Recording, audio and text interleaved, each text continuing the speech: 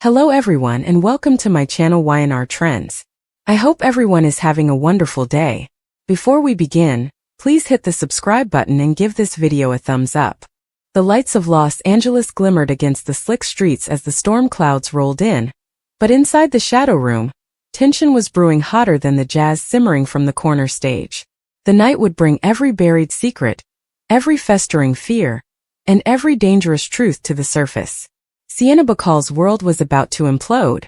She had spent weeks defending her husband Mitch, the charming and mysterious man who swept her away into a world of luxury, but tonight, she was about to glimpse the monster behind the mask. It all began when Sharon stormed into the shadow room, her fury boiling over. The moment she locked eyes on Mitch across the bar, her pulse thundered in her ears. Matt Clark. The name alone was poison. Seeing him alive again, smirking in the flesh as if he hadn't destroyed her life, lit a rage within her that she couldn't contain. Her relationship with him was a graveyard of trauma, lies, and terror. Mitch tried to maintain his calm veneer, insisting she was mistaken, that he wasn't Matt Clark, but Sharon's trembling voice cut through the smoky air like a blade. "Don't play games with me," she hissed, grabbing his arm so tightly the glass in his hand rattled. "If you come back close to my son, I swear I'll make sure your last breath burns," I said. The other patrons turned in their seats, pretending not to listen but too intrigued to look away. Mitch's easygoing charm faltered as Sharon's tone dropped to something lethal, low, and trembling with truth. "If Nick doesn't finish you off," she warned, "I will." Meanwhile, Sienna's mind was spinning. She had heard the whispers, Nick's wild accusations, Sharon's emotional breakdowns, but she had dismissed them all as paranoia. Yet the more her husband dodged her questions, the more the pieces stopped fitting together. Later that night, after Mitch stormed out of the shadow room, Sienna found herself pacing outside, drenched from the rain, clutching a photo on her phone, a picture of Matt Clark from 20 years ago. The resemblance was undeniable. The jawline, the eyes. His smug grin was icy. When she finally confronted him at home, her voice trembled between fear and fury. "Tell me who you are," she demanded, shoving the phone in his face. Before getting back on track, Mitch's composure was briefly shaken. He yelled firmly, his voice suddenly sharp. "Drop this. You don't know what you're getting into." But Sienna wouldn't drop it. Not now, not after realizing that everything in her marriage might be a lie. Across town, Billy Abbott sat in the dim glow of the jazz lounge, absently swirling his drink as Sally Spectra slipped into the seat across from him. She was worn out, and the weight of a difficult conversation with Audra was visible in her eyes through her fiery red hair. "I need something strong," she sighed, flagging the bartender. Despite his half-smile, Billy was unable to conceal the tension in his own gaze. "You look like you've had a day," she noted. He gave a shrug. "The Kane camp is in disarray. Their AI's been stolen. Word is, Ashby's finally getting a taste of his own medicine." Sally raised a brow, sensing the undercurrent in his tone. She teased, "You sound like you're enjoying that a little too much." But Billy's smirk faded. "Revenge doesn't pay," he admitted, his voice more thoughtful than usual. "I'm finished with that. Right now, Abbott Communications is my primary focus." Sally nodded, touched by his sincerity. When she confessed that Jill was behind the funding, Billy didn't flinch. "Good," he said simply. "We need transparency between us. No secrets." He told her he'd quit drinking, started exercising, and wanted to prove that her faith in him wasn't misplaced. For the first time in a long while, Sally believed him. Their kiss, soft, lingering, and full of cautious hope, was a promise of redemption at least for now. But back at the hospital, Nick Newman was unraveling. He had walked into his son's room just in time to see Noah and Sienna locked in a kiss. The sight froze him cold. The betrayal wasn't just about infidelity, it was about danger. "Out," he ordered, his tone sharper than glass. He led Sienna into the waiting room, his fury barely contained. "You lied to me," he snapped. "You said nothing was going on. You said the crash was just an accident." Sienna stiffened, trying to hold her ground. "It's not what you think." But Nick wasn't having it. "I know who your husband is," he hissed. "Matt Clark. The same Matt Clark who's been tormenting my family for decades." Sienna's breath hitched. "That's insane." Mitch doesn't even know who that is. But Nick pressed harder. You don't know him, do you? You've never met his family, never heard about his past. Due to the fact that he lacks one. He's been hiding from it. His voice rose and a few nurses glanced over. Sienna lowered her voice, trying to calm him. You're wrong, Nick. He doesn't know about Noah and me. He wasn't even in town when the crash happened. But Nick's eyes said he wasn't convinced. After a few hours, Sharon was all by herself in her hotel room, letting her feelings spill out into the night. She had left Mitch seething at the shadow room, but the adrenaline hadn't faded. She called Phyllis, trembling in her hands. I just wanted to thank you, she said into the voicemail, her voice cracking, for checking in about Noah. It means a lot. But as soon as she began to talk about what happened, tears choked her. She hung up and dialed Nick next. I went to see him, she admitted. Mitch, whatever he's calling himself. She paced, her voice rising. He's dangerous, Nick. He's not going to stop. Maybe we need to go to the police before he hurts someone else. Her breathing was uneven, fear creeping through her every syllable. But even as she spoke, somewhere deep down, Sharon wondered if she had already gone too far. Had she provoked a killer? At the hospital, Nick returned to Noah's bedside, trying to regain control. Tell me what's going on, he demanded. Noah sighed, exhausted. I messed up, Dad. I cheated on Allie. I hate myself for it. But Sienna's been kind. She's not who you think she is. Nick leaned in, voice low. How much do you really know about her husband? Noah rubbed his temples. I met him in London. He helped me open my club in LA. He's been nothing but supportive. He's not some monster. Before Nick could respond, Sharon arrived, pale and shaking. He is a monster, she interrupted. Mitch Bacall is Matt Clark. Noah stared at his parents like they'd lost their minds. You can't be serious, he said, his voice tight. You think Sienna's husband lied about his death 20 years ago, so he could come after you again? But Sharon's voice cracked with certainty. Yes, that's exactly what I think. And I think he's the reason you're lying in that hospital bed. Noah's expression darkened. You're wrong. Both of you. Leave. The heartbreak in his voice was undeniable. As they left, Sharon turned back, whispering, Please be careful. He's not who you think he is. Later that night, Sienna stormed into the shadow room again, where Mitch was nursing a drink at the bar. Her face was pale but determined. We need to talk, she said sharply. Not now, he muttered, eyes glued to his glass. Yes, now. She slid her phone across the counter, showing him the picture of Matt Clark. Who is this? She demanded.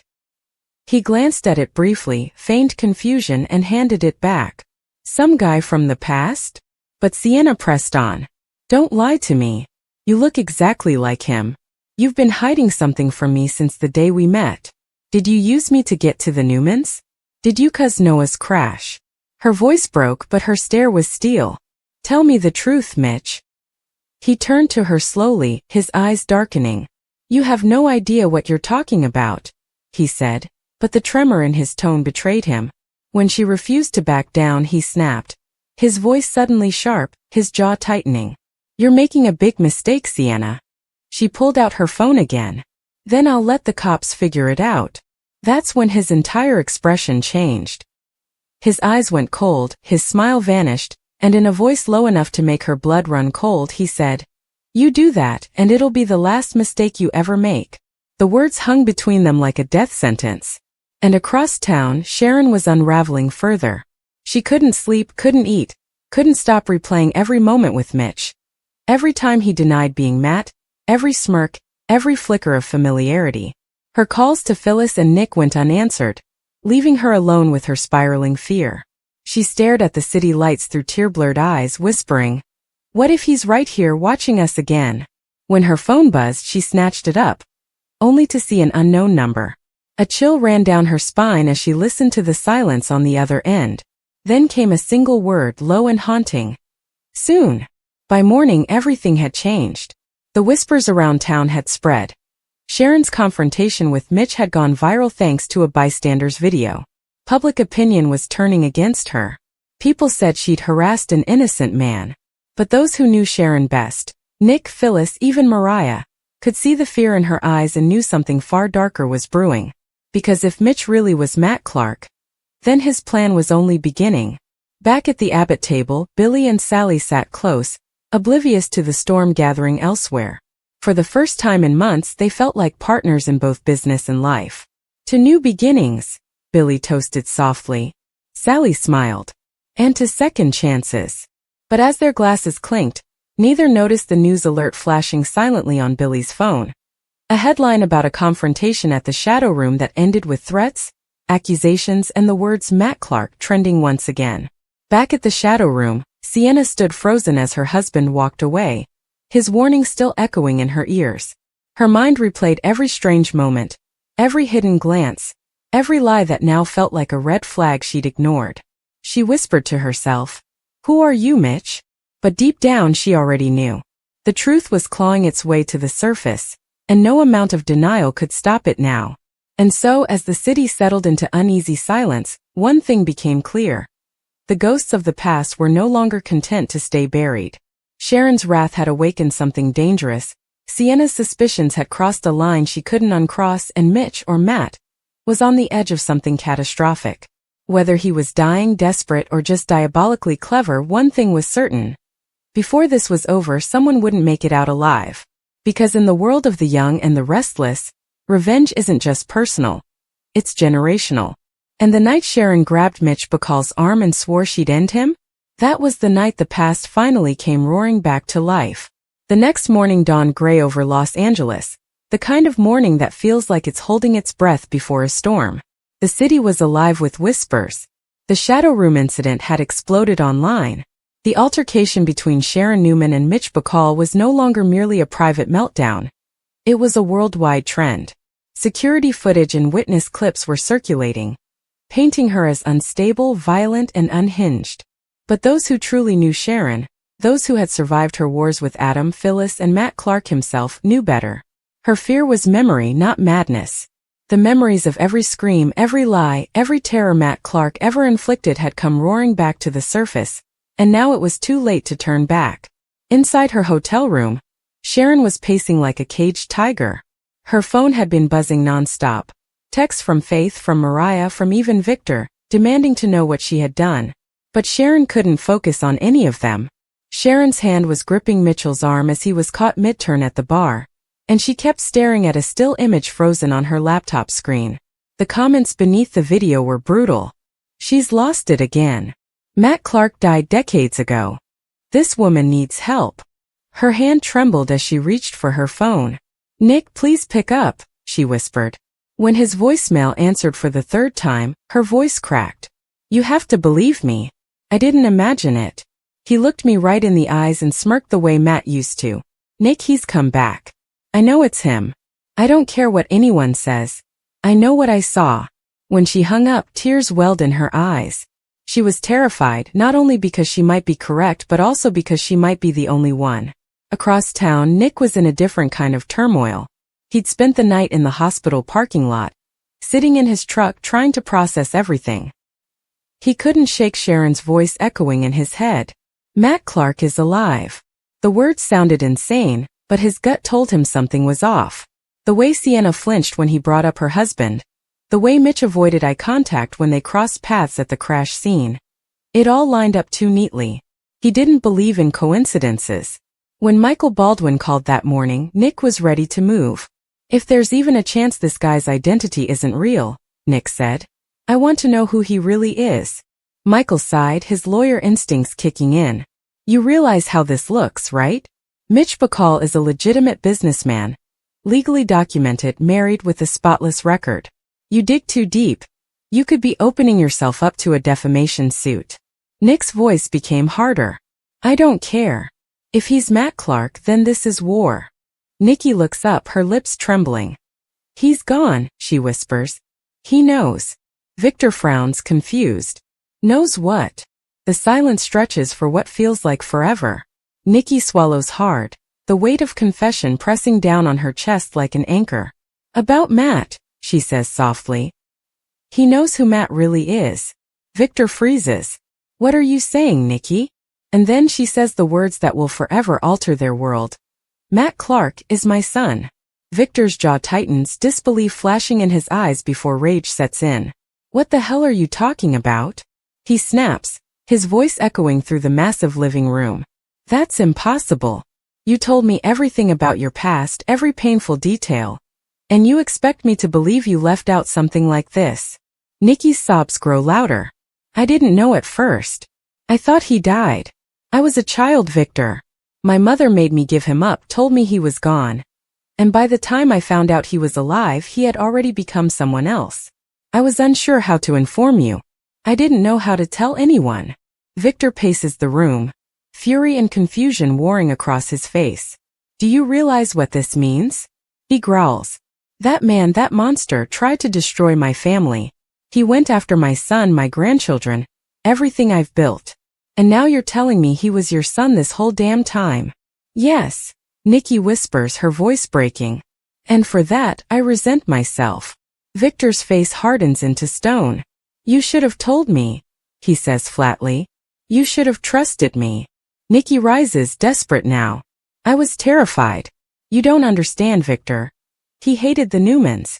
If I told him the truth, he would have come after us even harder. He would have put it to use against us. Victor slams his fist on the table, sending a crystal glass crashing to the floor. He did come after us, Nikki. And your silence made it worse.